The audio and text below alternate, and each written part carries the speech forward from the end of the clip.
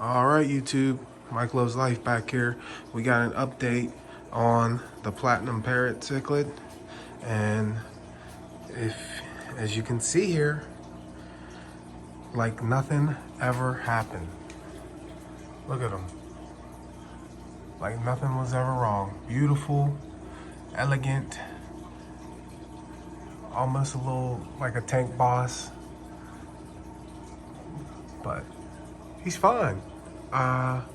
Only thing that I seen that was wrong was I think one of my plugs over here came loose under here, and the circulation and the FX4 wasn't working at the time, so it could have been that. But other than that, I didn't do anything else. He's been eating, cruising around like no problem. As you can see, he's quite a character. But thank everybody that got on my comments and tried to help me out or watch the video. I greatly appreciate it. But we dodged a bullet, guys. The fish is fine and no problems.